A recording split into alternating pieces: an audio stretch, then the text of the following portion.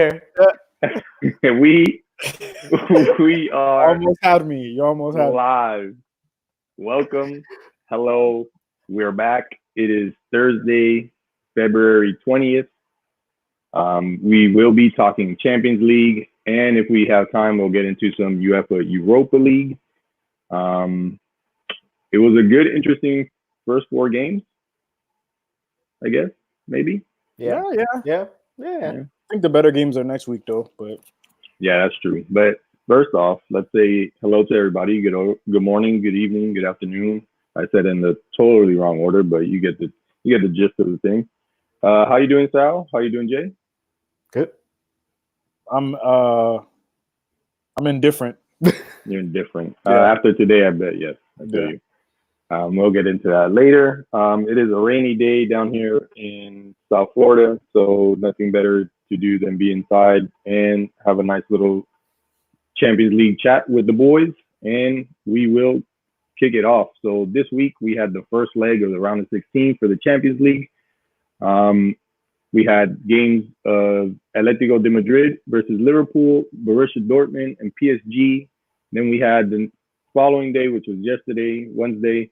What was it? Atalanta at Valencia and Tottenham and RB Leipzig. So, what game do we want to talk about first? Which one caught your guys' eyes out of the last 2 days? Well, the one I was able to watch from start to finish was Atletico Liverpool, even though I say Dortmund PSG is probably more exciting. Mm-hmm. Okay. But I guess we could start with Atleti and Liverpool. Okay, let's do it. Let me ask this: have Simeone's tactics have already been like?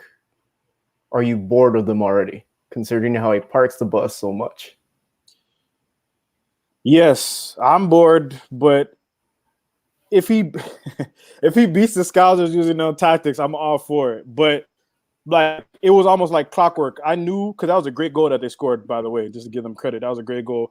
But I knew as soon as they scored, they were gonna lock up shop. And that's exactly what they did. To be fair to them though, when you have a striker like Alvaro Morata and the way that he's been playing, I mean, you'd probably want to lock up shop too, because that guy is a freaking what did he do? Slip on a banana peel in the box right there? What the hell was that? He tripped on his own feet. That's what he did. I think doesn't he do that like twice a game? What's going on? Well, what happened? It's funny because one of my little key notes or something I wanted to say, I guess, was selling Morata was a smart choice. Atletico, Real Madrid got 80 mil for shipping him off to London, and then he started off hot, and then ever since that hot start, he's never been the same. And it's sad because this season prior to us selling him, he was lights out, scoring, like he was holding it down. He basically made a claim to why he should stay and, receive more time and probably play over Benzi, but no, I'm sorry. After the things you're doing now, and especially that kind of mishap on a easy, shot, you're paid millions to do that. He totally fluffed it. Like it was just bad. I don't know, but I'm bored of it. Yes, Simeone's tactics are boring. I see it in the league, and then I have to witness when I'm just watching them play some other team, either in the league or as we just saw recently. But to give him some credit, Atletico de Madrid has the weaker side. So scoring early was a plus, was a little bit of luck. And he had to do what he thought was best. He had to shut up shop. And one of the best teams to do it tactically, thanks to Simeone, is Atletico de Madrid. Because if you look at still shots that you can probably find all over Twitter, 4-4-2 solid. Like no bends in the line, just straight blocked off. And you gotta give him credit because Liverpool 8 shots, none on target. Yeah, that's not the Liverpool you usually see in the Premier League.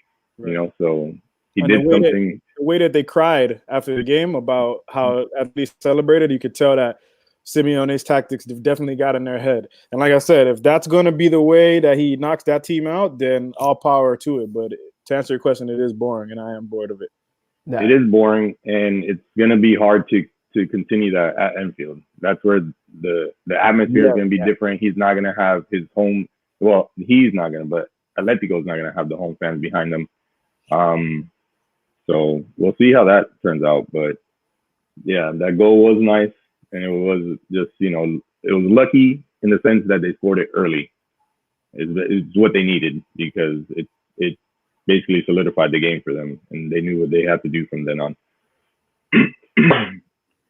But I guess in other terms, yeah, seeing Liverpool and the Scousers cry and complain about the flopping and the throwing themselves on the floor or whatever the heck it was, because I didn't really watch that game. I saw the highlights, so I didn't see what they were really complaining about. But they complained about like how they celebrated. Robertson was complaining about how they celebrate. He said that they celebrated like they won the whole tie, and this, that, and the third. And Robertson acts like he's freaking Cafu or something. Yeah, bro. Yeah. He won one Champions League. They win a trophy, and then like, yo, they won one trophy in how many years? And they're like, it's ridiculous, bro. And it's funny because we just talked about celebrations just the other day on our last recording, and it goes back to this. It goes back to this. Like, you won, yes, and it's a big win because they didn't score, so their away goals are still at 0, and it helps Atletico Madrid if they are to score 1. So it puts a lot of pressure on Liverpool. But like I said, are they going to be able to do it at Anfield? We shall find out in 2-3 weeks. Yeah, 2-3 weeks around that time. Yeah. So, yeah. I don't know. I still have faith that they can do it. I think Simeone's already in Klopp's head now at this point. Just because he was complaining too, right? Yeah, he was majorly complaining. He's the day before, Klopp was saying how Simeone is a great coach, how he loves his tactics, all these praise, and then the next day, just raining salt all over the place. It's you beat my team. You're not supposed to beat us of destiny and Premier League. Everyone, take note. Right. Just 2 blocks of 4. Yep. Just sit there. And it's funny because they keep like, I keep seeing things on the Twitter timeline like, oh, Premier League teams should take note. But so many teams have done that. You know what I'm saying? It's just the fact that Liverpool have managed to score. Like, look at Man United. They had it 1-0. Ollie was just like, yeah, we're gonna set up shop. Like I said, to that day, I still feel like he made the subs too late. And that's where the breakdown came. Simeone knew what he was doing, knows how to do it. He has the players that basically live and breathe that tactic that he likes to employ all the time. So that's the difference maker. Right. But, I'm not a really big Atletico de Madrid fan, but I like the plus that it gives La Liga as a whole. So after beating the team that's basically running away with the league in the Premier League. So. Right. You're right. Yeah. So they definitely deserve credit for that for sure. I'll give it to them. Yeah. So do we really have much to say about that 1-0 game? No. Any other? Basically it. Yeah. No. Yeah. Right. It's pretty cut and dry. They finally lose. I think they were on like 14. I don't know how many. 14. Something 14, like that. They're on a run. So that run comes to an end. So I guess that's a kind of a big marker. But other than that, it really wasn't that much. Which I don't know how that makes sense, because didn't they lose to Napoli? So they really played. Yeah, Napoli is their only loss. So they played 14 games since that. Well, no, they lost to. Didn't they lose to Wolves or someone? Remember the kids lost. Oh, Aston Villa. I think it was. They lost like 5-0 in a League Cup. Yeah. Yeah. Yeah, so I don't know. They haven't lost in a long time. They haven't lost a meaningful game in a long time. So they did yesterday or the day before. Yeah. Because in the Premier League, it's 43 match unbeaten. Yeah, they haven't lost since like almost 2 years ago, or like a year and a half ago, or something like that. All right, so we move on. We'll go to what is it? The Waffis Stadion. What's the name of the arena in Dortmund? Oh, so, let our pronouncer pronounce it. Yes. Let's see what is it though? What is it? You don't know? All right, hold on. Yeah. Well, yeah, like I have an idea of what it is, but I don't know it. Like before you look it up, say that pronunciation that you just tried before, because I didn't get a good listen at that. Waffis Stadion. I don't know. Oh, I'm so wrong. Westfalen. I have no idea how to put it all together. I'm so bad. Westfalen Stadion. I have no idea. It must be too German for me. Yeah, let's go. I don't know how to put all those syllables together. Man. But I tried. You know, I like to give you guys a laugh here and there with my horrible pronunciation or attempts to pronunciate. But yeah, so we have a 2-1 victory from the good Dortmund. The yellow wall came into effect. Well, basically the whole stadium, because that stadium gets super loud. It is very intimidating. Real Madrid had some troubles there before in the Champions League, so you know that those fans know what they're doing, and then the team came out and knew exactly what to do as well. What is the kid's name? I know it's Haland, but should I pronounce Erling? Erling Haland. Holland. You don't have to say his middle name. Just call him Erling Haland, because I can't say his middle name either. It's Braut. Braut. Is you sure it's Braut? Yeah, I'm reading it right now. You sure it's not Braut? Or Brugge? All right, so now y'all just no. Erling Haaland, man, freaking cyborg. Right, so the Norwegian is basically put PSG, I don't know, in the mud, I guess. Yeah. But that second goal was a beautiful howler. I didn't even see it coming. Like, dude, it didn't even look like he was gonna shoot. Yeah, exactly. Like the buildup was super nice. And also thanks to the boy Gio Reyna, beautiful pass. Gets the assist, the young American. And then out of nowhere, he just fires that ball, and I'm just like, yo. I was like, did I just see that correctly? Like, that's how it was pure porno. Look that shit up on Pornhub. That rocket, man, gonna murder someone's head off if it misses. Bro, that kid has everything, man. Pace, power, vision, technical skills. 19 years old. He almost tied a record or set a record from like running from his end, like their end of the field to the other end, and like sprint. Or like 8 point something seconds. I don't know. He was like 2 milliseconds or something off. It was nuts. Absurd. It was nuts, and that's the one thing about Dortmund, the counterattack. Like they have that. Quality, man. Yeah, they do. And the thing is, what I don't understand, Tuchel didn't even use all 3 subs. He only used 1. And he brought in Sarabia. Yeah. That's all he did. He left Cavani, Icardi, Draxler. Like, those are some big names. They could change the tie for you or that game for you. You know what I'm saying? But he wanted to stick with Mbappe up top, you know, Neymar on the wing.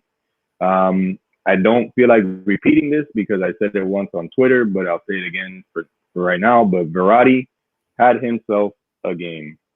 That guy was everywhere. He usually doesn't show up in these games, or he just looks like a total clown.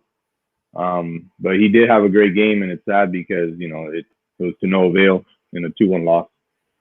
Isn't he missing out next game? He is as well, yeah. He got a dumb yellow card for talking to the ref, and the ref was. Here we go.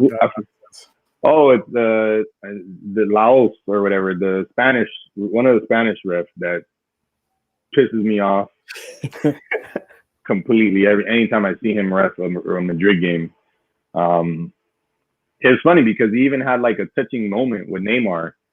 Like Neymar like came up to him and he was just like, oh, you know, like, what's up? And I was just like, what? I was just like, what's going on here? Like, is there like some deal going on here? You know, I was just, like, getting ready for that Barcelona move right now.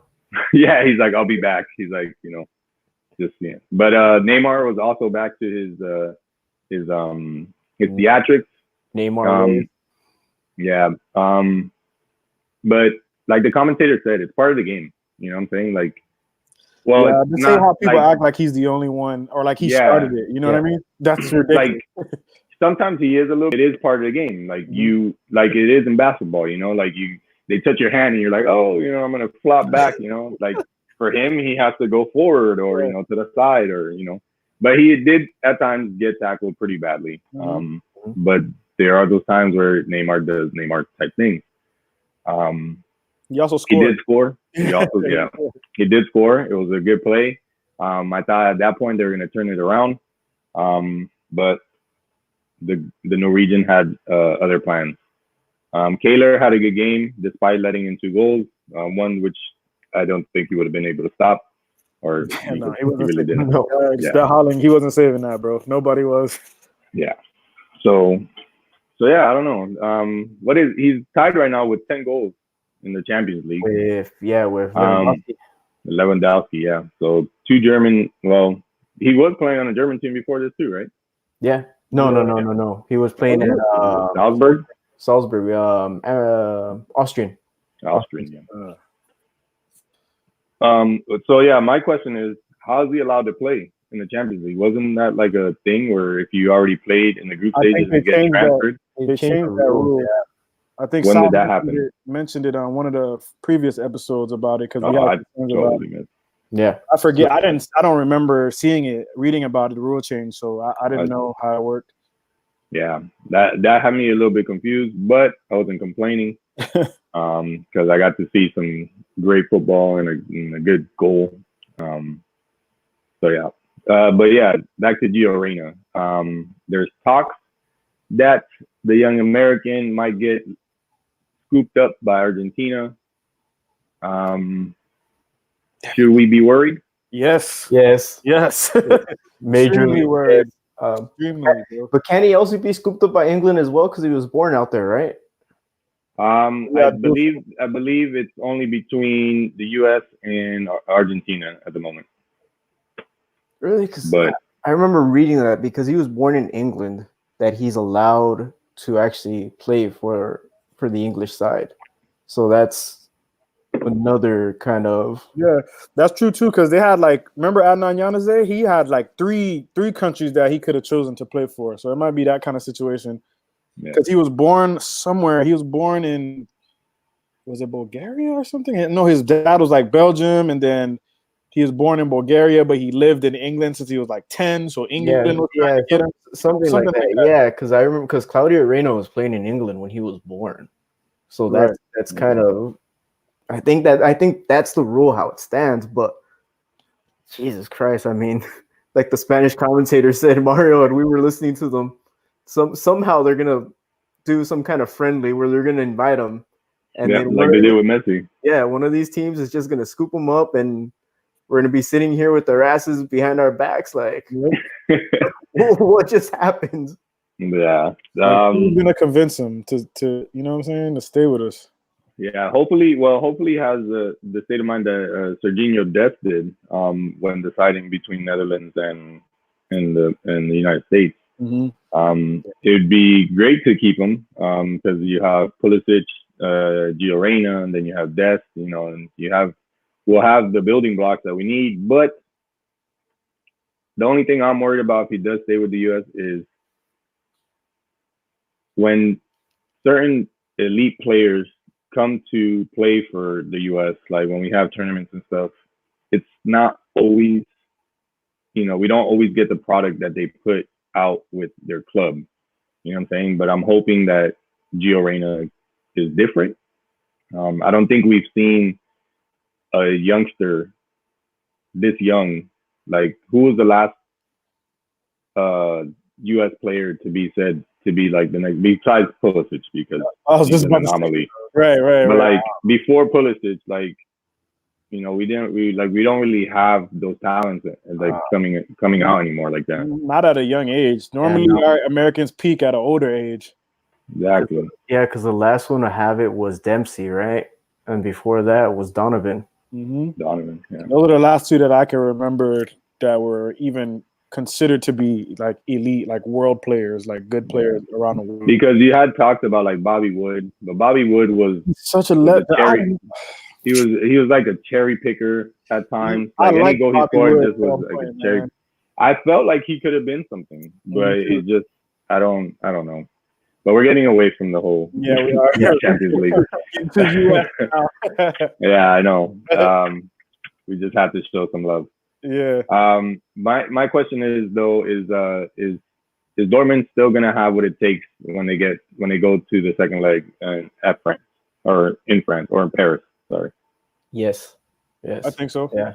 Because Tuchel is the PSG's coach, and he hasn't proven a damn thing. Is he? That was going to be my next question. I didn't mean to cut you off, Sal, but is he even a good coach? Like, I mean, he had Dortmund before that. Dortmund rolling at one point. He did well at Dortmund. So, but I just think he isn't fit for that PSG side with so much ego in the room, and that's the one thing about being a coach is that you have to learn how to deal with all those egos.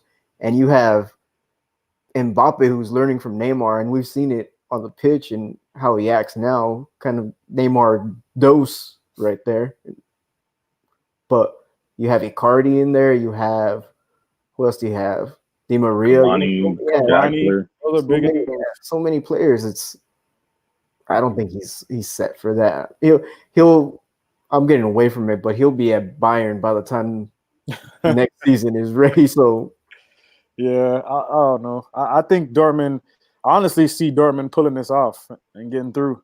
To be honest, which is quite funny because from everything that I read, PSG was the favorite to win this year. After they bottled it the last 3 years in a row.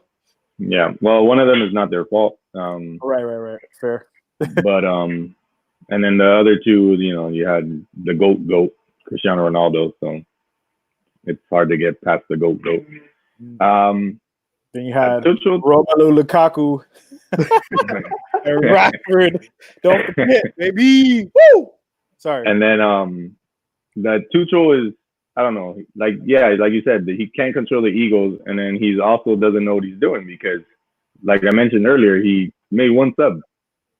You're down in the game and 2-1, and you have some time to use 2 more subs to change something. But like you said, I think it's the egos. He doesn't know how to control them, so he doesn't want to make the sub that he feels like he needs to do, because then he's gonna, cause, like we already saw it. He took Mbappe out of one game, and Mbappe was, gave him a fuss and and all that stuff. So I think after that he's like, wait, do I want to sub him out again and cause news media to go crazy and rumors this and rumors that and I think. With that kind of problem, he loses control of his locker room. So yeah, I don't think I'm gonna agree with you guys. I think that Dortmund pulls it off. He doesn't know what he's doing, and good luck to wherever he's going next after this season. So you think he's done at PSG after this, right? Yeah, I don't like what you're winning the league like they do all the time now is not doing anymore. That doesn't mean anything anymore. Yeah, like you look how much money you spend on all these players, and you're not getting anything in Europe. Yeah, like Europe, the Champions League has become the end all be all now. So if you're not cutting it there, then see you later. So long, yeah. So we'll move to Italia, where Atalanta had the privilege of playing in the San Siro. And I might be totally off, and they usually play there, but I don't think that. No, they don't. Yeah. I mean, it was amazing because the city of Brescia, where they're from, totally shut down, and you had, I think it was a quarter of the population was at San Siro that day, and everyone had signs at like their doors saying, "We're playing Champions League today, guys. If you need us, we're at San Siro." But amazing for them considering where they came from, how they came up, and Gasperini with his quote of saying he wants to be the Sir Alex Ferguson of Italy, wants to be there for a while. So if he keeps them going at this pace, they have an attacking front that's got firepower, man. Yeah, they got shooters. shooters. And then They I do. read a tweet that their wage bill is like equivalent to like League Two championship team in England or something. Yeah. Yeah. Yeah. That's crazy. That is crazy. So, like we talked about the other day, they're in fourth place with 62 goals in the league. Yeah. So they like we said, they're one of the top. They're one of the top two teams, I think, in the Power Five leagues in Europe with the amount of goals that they have, and they just showcased it against Valencia like easily. But then again, Valencia missed so many opportunities to score. Like there's a goal where it got basically it was a low level cross into a box. All he had to do was push it in, but the goalie was on point. He just jumped to that side, boom, just claimed it, and I was just like, man, I was like, that was a goal. I was just like, but I was like, it wasn't their night. Hans Hatebor, whatever his name is, but good old Hans Hatebor. All right, so good old Hans scores 2 goals. Then we have another goal from Ilicic, and then Fuller. Yes. Bueller. Bueller. Yeah, that's like a good one. I'm waiting for him to show up. But yeah, and then the good old Madrid product, Dennis Cheryshev, scores in the 66th, kind of gives Valencia a little bit of hope, and finally puts one in the back of the net after so many misses and good opportunities that they had. But at that time, it was too late. The tie was, well, it seems to be gone, but we never know what could happen because look what Liverpool did against Barcelona last year. So the commentators called it. I, on the other hand, I don't see Valencia doing it. I see them scoring maybe 2 goals, and it won't be enough. But yeah, Atalanta is going to score at the Mestalla, hands down. If they keep scoring at this rate, and like we said, we talked about it the other night, they just score. They had games of 7 and 5 and 6. Crazy numbers. And I at one point when they scored 3, I was like, they're putting 5 or 6 in tonight, like definitely, and they were pretty close to it. They switched out one of their center backs for another attacking piece somewhere like in the 60th minute, just to like say, hey, you know what? If we're scoring at this point, right? Exactly. Why not go for 7? Why not go for 8? Right. Yeah. I mean, and that's the thing. Yeah, bro. Sorry.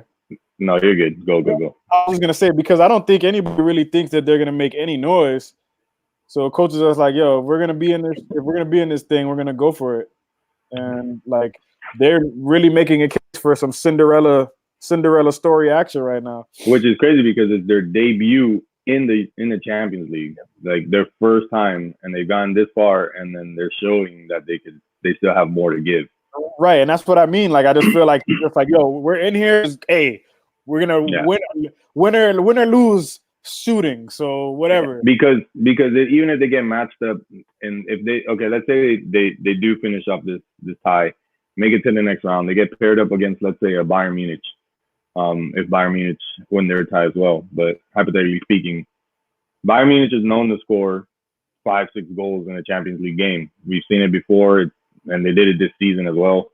Atalanta has enough firepower to make that an interesting game. It could be like a 5-4 game for all we know. Like, so I hope they continue because it's exciting to watch, and especially the story that's behind it makes it even more exciting. I mean, if you look at every team in this Champions League, who really does have a defense that isn't suspect? Every defense has leaked goals left and right, so it's not like they don't have a chance to do an Ajax. Because the top 2 defenses have been, well, in the top 5 leagues have been PSG and Madrid, and then PSG had the least amount of goals scored on them in the group stages, and then look at Dortmund, they go and score 2. Mm-hmm. So yeah, every defense is susceptible to getting scored on.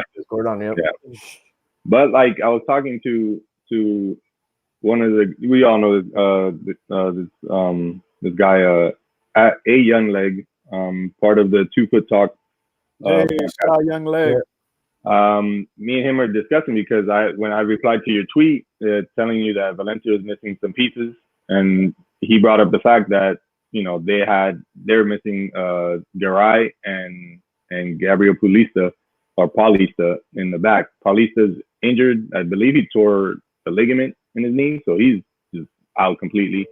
And Garay, I'm sure he had a knock because he didn't even make it to the bench. So you have like a backup defense. You're missing Coquelin in the midfield, which they were saying helps a lot and helps Parejo get up the field, and that's kind of what I was discussing with him because we're both La Liga fans, so we kind of knew how Valencia works. He's a big Gamero fan. I like Rodrigo. They both bring things to the table, and where I think the Valencia manager kind of fumbled was not starting Gamero. If that's the true striker that you have available to you, put him in there because Maxi Gomez is good, but he's not. I don't feel like he's up there where Gamero is. And the 4-4-2 wasn't working because it held Parejo too far back, and he wasn't able to get up like he wanted to and distribute the ball the way that he usually does. Right. So that's where Valencia kind of, had its problems. And then Condabia, as good as he is, the Frenchman, he had a lot of errant passes, and it caused a lot of easy counterattacks for Atalanta. I believe one of the goals that they scored was because of an errant pass that he made. So these are things Valencia has to fix in the next leg if they want to even have a chance. But like I said, I don't see them scoring 3 goals and holding Atalanta to a shutout. There's no way. Yeah. So we'll just see how that goes. And then our last game is, I didn't see this one. I have no idea what happened except that Dele Alli had a fit on the bench, and that's about it. So we have Tottenham with a nice, beautiful egg, and RB Leipzig with 1 goal. Who scored that? Timo Werner, right? Timo Werner, yeah. Penalty, right? Yep. Yeah. Okay. Should have been 4-0, but I guess the lights of the Champions League kind of made him nervous. So this 1 goal will probably help him, but easily he missed the sitter just like Morata did. Yeah. So I don't to it. that one confused the shit out of me. Excuse me. Then he missed. No, not he missed. He had a beautiful assist through the legs of, I forgot who was defending, but it was through the legs, and then it was Nkuku who put it wide. So that was number 3 right there. Then the penalty, and then I forgot what the 4th one was, but really it could have been 4-0 at this point. Mourinho, what was his starting lineup anyway for this game anyway? That's honestly, I don't know. Did he start Lamela or did Lamela come on later? Oh man, did he? I didn't even have that written down. I just know that now they're in real trouble because I know Ndombele was on the bench, and I know he brought him on late, but now they're really. I mean, you see, losing Son. That's a huge loss for them because I think he was playing Lucas Moura through the middle at some point during that game. Mm-hmm. And I don't know, Tottenham look all out of sorts right now. Dele Alli is, I saw a tweet saying that he has the arrogance of Ronaldo and the ability of Jesse Lingard. So take it with that. Yeah, I saw that. So he wasn't too happy to get subbed off, but to be fair, I don't think he was the worst player. I think other people could have came off, but I don't know. They're in trouble. I go back to what I was saying in the beginning when Potts was there. Just something just doesn't feel right with what they're doing collectively as a team. So I don't know what's really going to happen with them. I don't know if they're going to be. I still think they could get through against Leipzig, but in that game, they're going to have to do something as far as reinventing the attack because, I mean, they had nothing going forward. They had a couple. What I'm looking at here is the lineup, and he's running a 4-4-2 with Dele Alli and Lucas Moura up top. Right. You have no striker. Right. Like exactly. You literally are left with no striker. Exactly. Like, so he's gonna have to figure out like a false 9 or something. What happened to the kid that came from PSV? What's his name? What did happen to him? Yeah, because he's a striker. That's why he was brought in. So did he play him? I don't even remember. I don't think he played him. What, the Fernandez kid?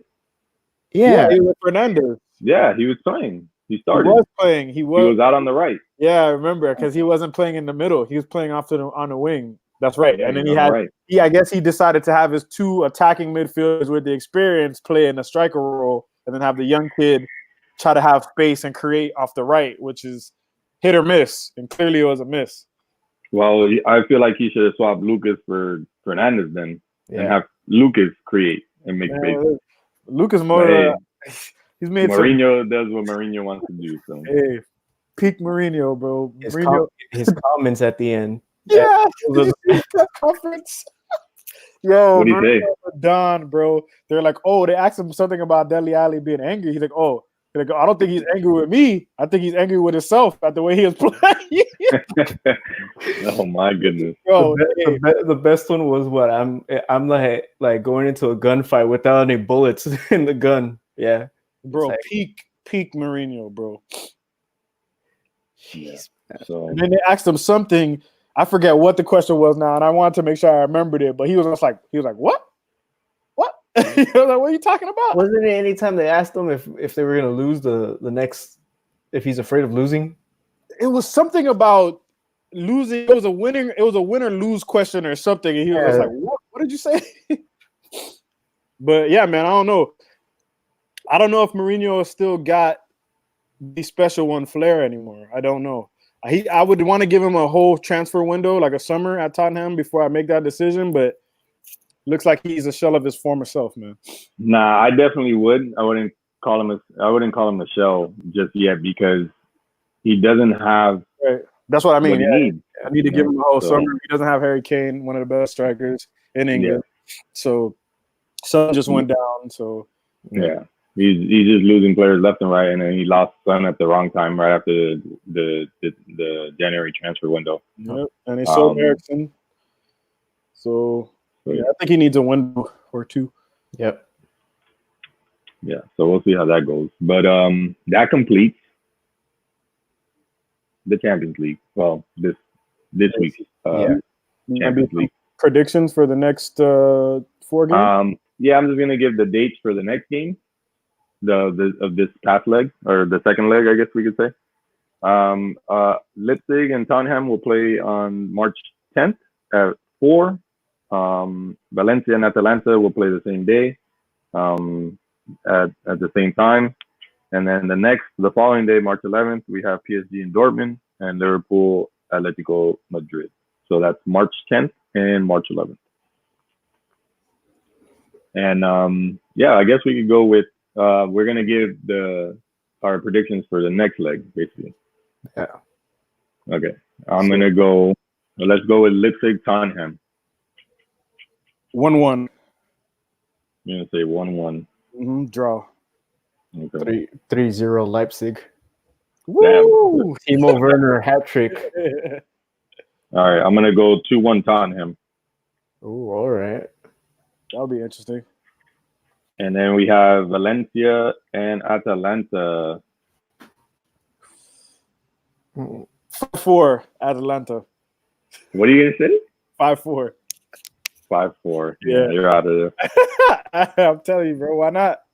5-3 Atalanta. Yeah. See, I'm gonna go with the good old Mario, and I'm gonna put it as a draw. I'm gonna go 2-2.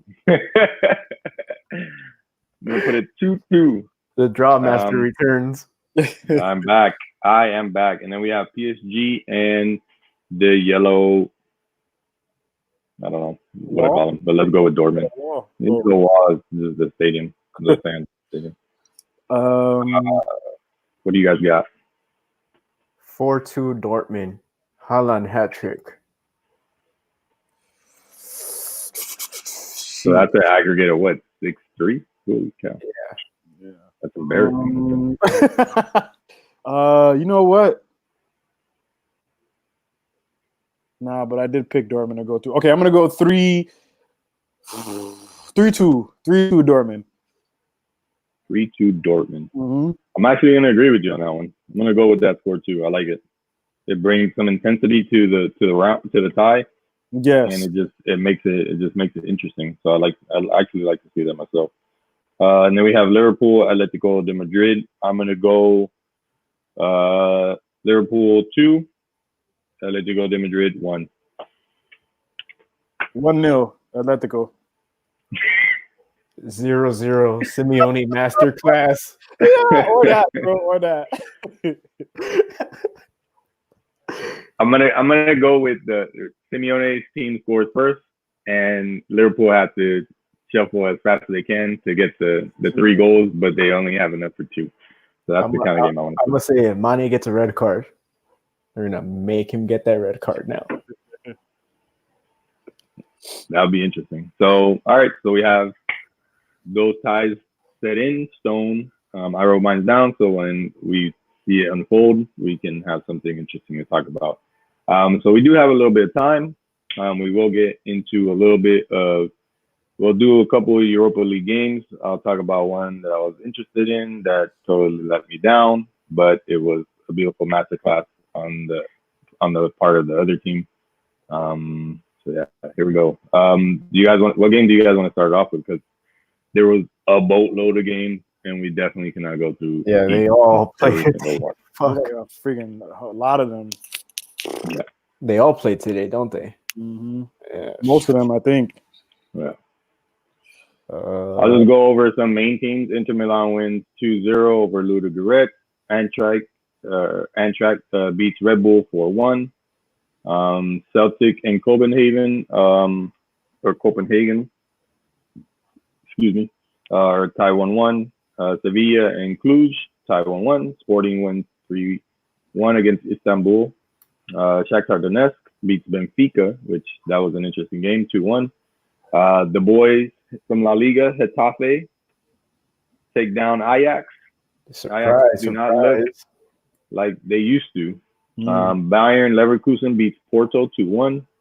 Wolfsburg beats Malmo 2-1. Arsenal beats Olympiacos 1-0. And then the boys from La Liga, Espanyol, lose 4-0 to Wolverhampton. That Neves goal, man. Ooh, yeah, that's all he does. That's all he does. All he does is score bangers from outside the box. That was a dagger in the heart of Espanyol. I just got to put it out there. Yeah, that was what killed off the game. Yeah. Rangers win in a comeback fashion against Braga 3-2, and Roma wins against Ghent 1-0. What's the team that we've been over this before, but I always forget that company went to? Oh, Anderlecht? Anderlecht, yeah. Anderlecht, okay. Yeah. For some reason, I always think it's Ghent. Yeah. I can't remember what you said. The first time it was funny though. I was like, what? Doesn't he play there? Like, no, he doesn't play there. Yeah, that was Ghent or something. No, whatever. But Anderlecht's in trouble of being relegated now, so fans are wanting to burn him at the stake. So really quickly, Real Madrid once got witched by the Brujas, and then today, good old FieldTalk Just team, Man United, learned what it is to be witched by the Brujas. How did that feel, Justin? Club Brugge scores early. Martial, aware of his surroundings, takes it down, ties it 1-1. What happened from there for you guys? Bro, listen, man. First of all, and the funny thing is, right, just the last episode, FieldTalk 28, I was trying to praise Sergio Romero. And then today, for whatever reason, he's like in midfield. What was he doing? Well, okay.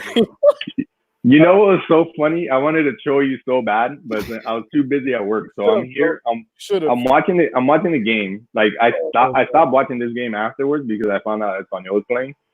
Because I went to that game after this goal, and I was about it. Like before I made the transfer, I was gonna go on Twitter and be like, "Oh, and Sergio Romero is the top goalkeeper." Like I was gonna tweet something in that sense or whatever. And then I was just like, you know what? I'll just leave it. I was like, because I watched the goal happen, but I didn't see it like from the replay angle where he's already out there.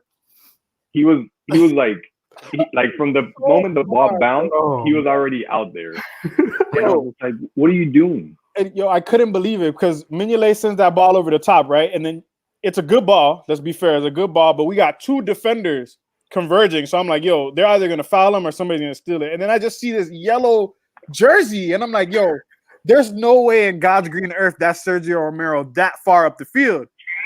And he just lobs it right over him, bro. I couldn't, I was just shocked. I just couldn't believe, like, what was his thought process there? Yeah. Because in actuality, what you're going to do is let your defenders take care of that. And if he gets through, then you just play the one-on-one. And if you get beat, you get beat. But you don't basically just move out of the way. What the hell was he doing, bro? What was he doing? I don't – okay, I don't even want to talk about that. To be fair, let's talk about Tony Marshall. Let's talk about Anthony Martial's goal. People like to call Tony lazy, and he's been getting a lot of unfair criticisms in my book, just based off of the midfield and the service that he doesn't actually get. So for him to capitalize on that mistake, and not only capitalize on it, but freaking make a crazy run, shrug off the defender, and slot that thing home, I think that was a good goal. Robin Van Persie even said it after the game. He says that the touch right before he actually shoots is what makes him a top striker, because normally on a run like that, a striker will go straight and run straight down in a straight line. But what he does is he takes a touch that gets it just away from the defender and fakes out the goalie. Then he kind of slots it in. So that right there, seeing him score a goal like that is really a big confidence boost, because a lot of people would try to come at him and say that he's lazy and whatnot. So I was definitely happy for him, because that's 2 goals in 2 games. Yep. Other than that, I don't understand what the tactics are. I don't know what the plan is when we go out and play. I don't understand how we're playing a 3-5-2 formation against Club Brugge. I don't get that.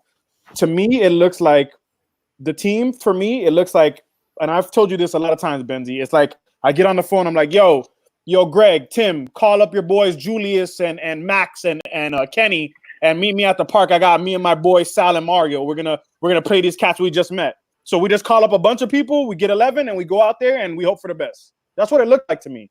And today was the last straw for me. I don't care if it was a good result, 1-1, we got the away goal, whoop-de-freaking-do. Ollie, I've supported Ollie since we started this channel. I have an Ollie's at the wheel shirt. I've backed him against criticism throughout, but I am officially done. He's in over his head, and that's it. That's all I can say. I want him to succeed. I really do, but I'm done. He's not the guy to lead us forward. I just can't continue to turn up and get my hopes up to watch that nonsense, bro.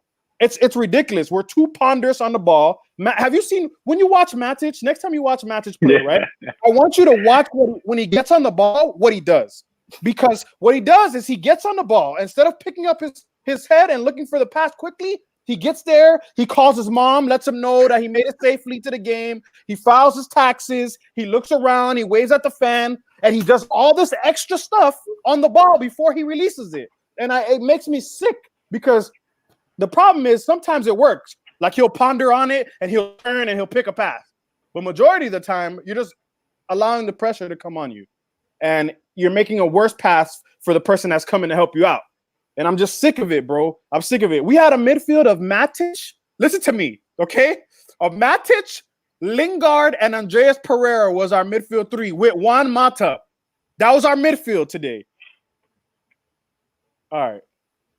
But it's just crazy to me, because Matic does look slow. But the game against Chelsea, he looked like, I don't want to say the Matic of old, but he was decent. But he played good.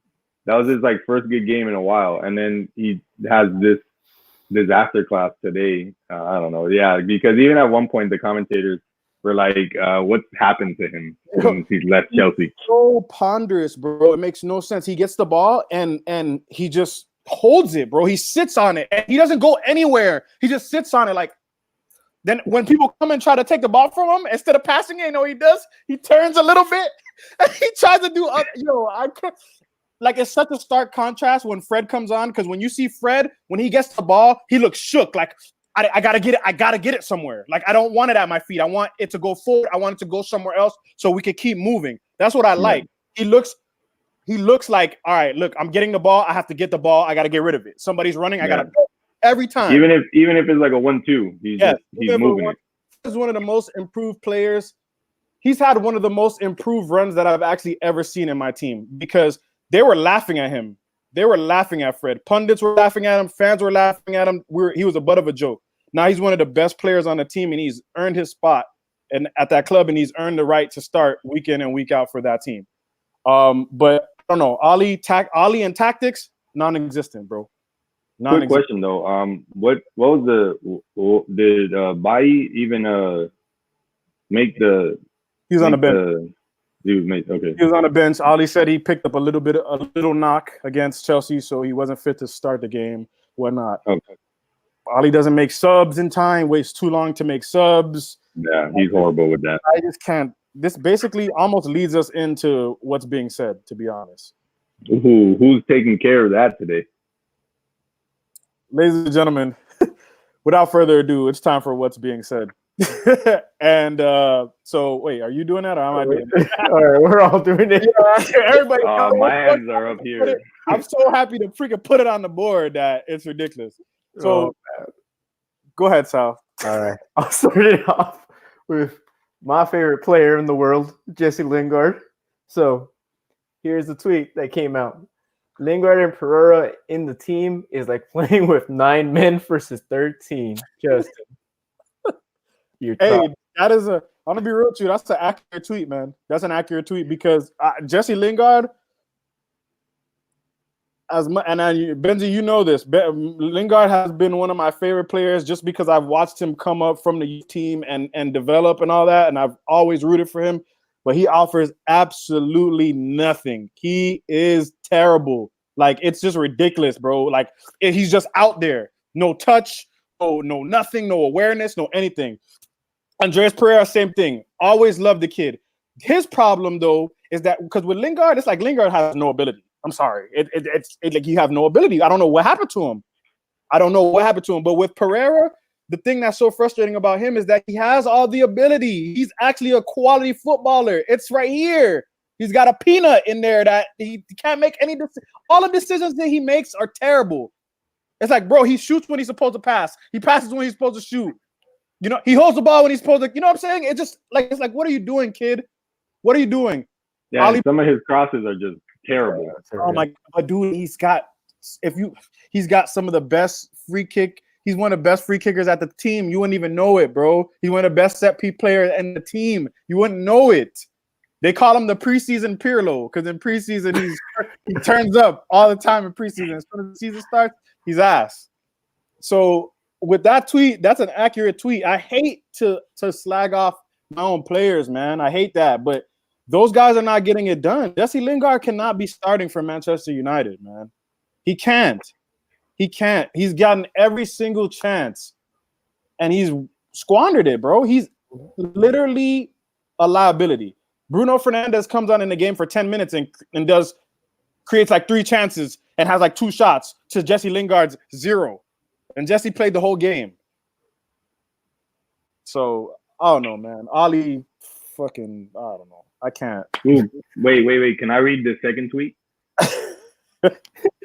We got one more tweet. Can I read it? Sure, man. What's being said? All right, so this is what's being said. Mignolet more assists than Lingard this season! ! Effing hell.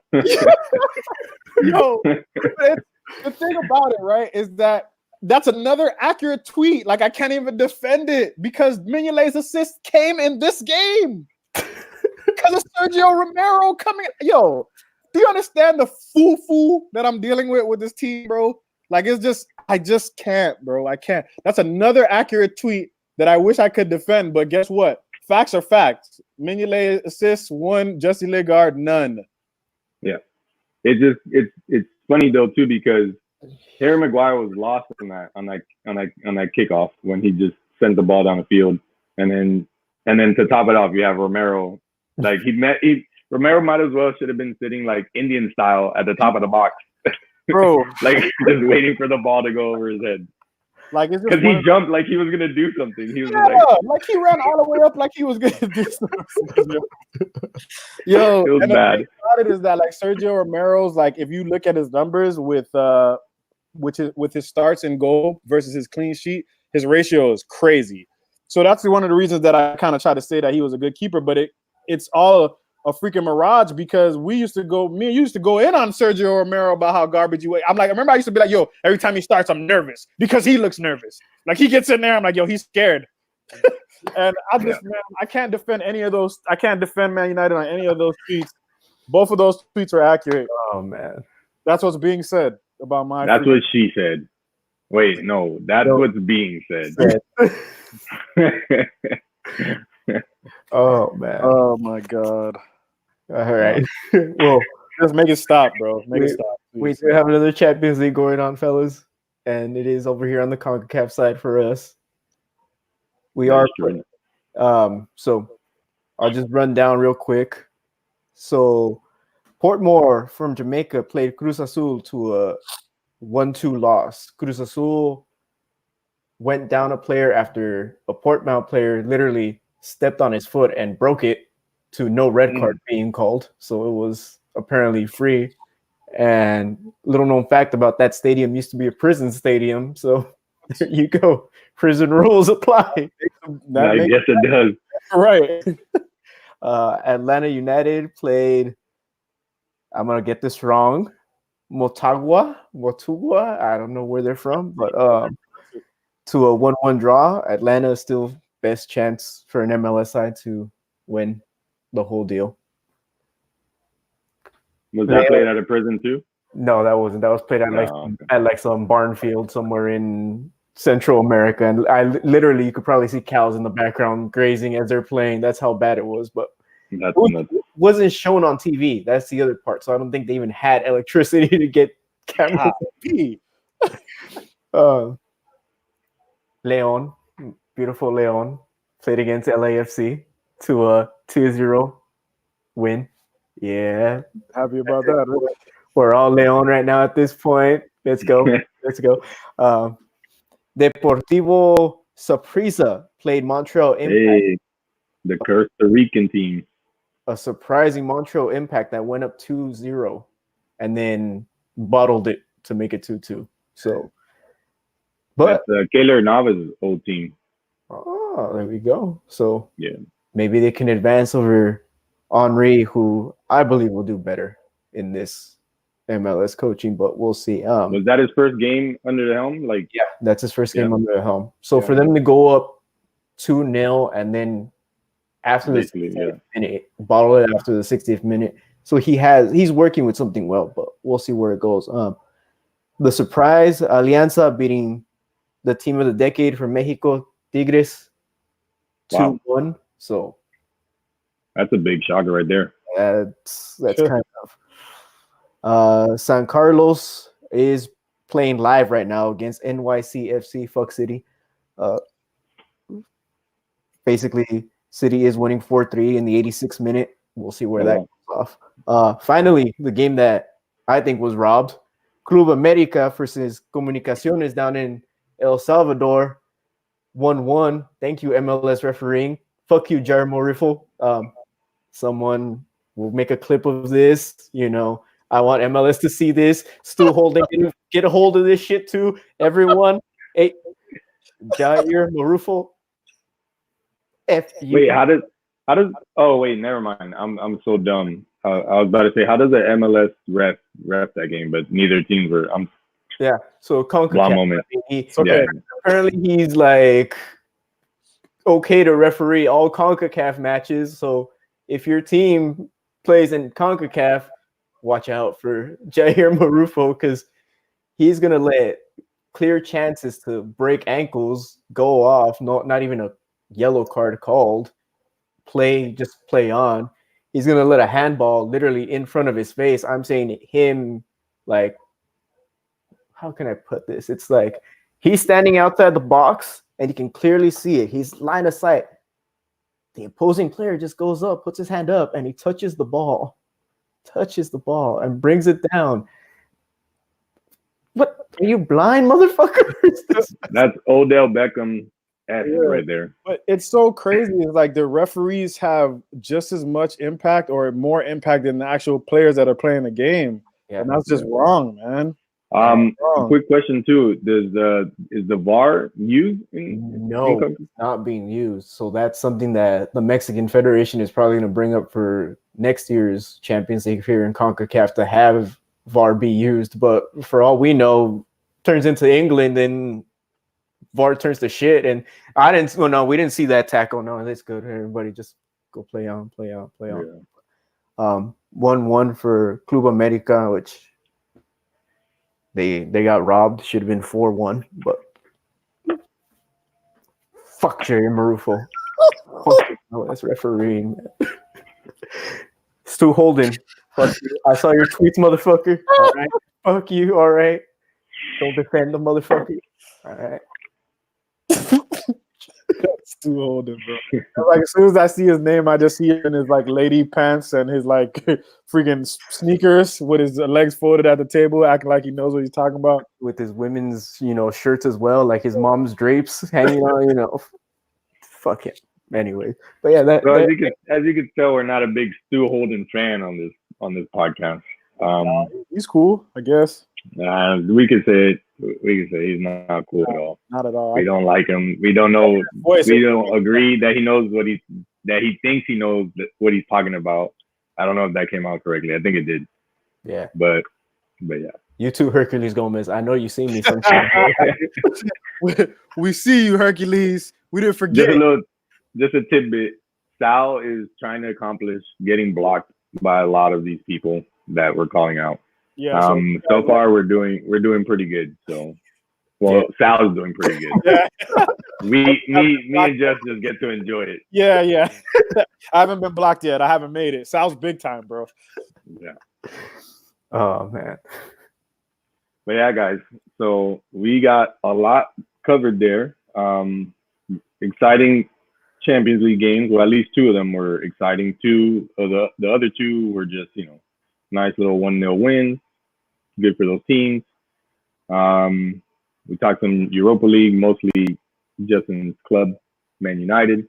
Fumbling that was in Belgium, right? Because Brugge is Belgium. Yeah, Belgium. Yeah. That was your 11th game in Belgium. So you guys are now 7-2-2 against Belgian opposition. You didn't think I'd know that stat, but I do. I like your style, bro. So yeah. And then we went CONCACAF Champions League. Club America is going to win that. So what's being said, which was we will continue to bring what she said. I mean, what's being said. I keep doing that. Michael Scott. But yeah. So yeah, I hope you guys enjoyed. I don't know why I'm so confused right now. Like I feel like I'm missing my keys or my wallet or something. Like I'm walking out the door and I'm like, what's going on here? But yeah, hopefully you guys enjoyed. Just remember, please like, subscribe. Thanks for watching. Thanks for joining us. Have a good evening or morning, afternoon. I always put that in that same order. We'll get it right one day. Sorry, folks, he hasn't had his Cuban coffee today, so that's what's going on. Actually, I haven't had Cuban coffee in a few months now. Really? Yeah. Yeah. Thank you. It's not good for you. Yeah, I'll say. Yeah, it's really not. It's great. It tastes great, but it's just not good for you. So yeah, am I missing anything? Oh wait, Justin. Yeah. Ladies and gentlemen, this has been Field Talk 29. Content. Now I'm out of order. Now I'm the one that needs to keep it talking. You guys know what to do. Follow at FieldTalk_Benzie, at Sal Talk Soccer, at FieldTalk_. We are Field Talk. We're bringing you all the content. And we'll see you guys next week, Tuesday, I believe, with some more soccer or football, depending on what part of the world you're from. La Liga, Premier League. Serie A race, I'm pretty sure it's going to get even more enticing this weekekend. Go watch the A-League tonight, everybody. It's on tonight. Wellington Phoenix, West United, ESPN Plus. Hi, ESPN. I'm still here. ESPN Plus. Hyundai, give me my Sonata. Thank you. Wait, is Sydney playing tonight? No, they're off. They're off. But Perth and Brisbane play tomorrow, Justin. Yeah, Perth. 10 p.m. Western time. No. For the record, folks, when I do all the shout outs, that's when we're supposed to end, but we just drag on for whatever reason. But yeah. Yeah, we definitely did. But thank you guys for joining. We'll see you on the next one. See you Tuesday. And then we'll see you again next Thursday. So it's Champions League time. So you see us, our beautiful faces, 2 times a week. See you on the next one. And peace out, everybody. It is. Hi.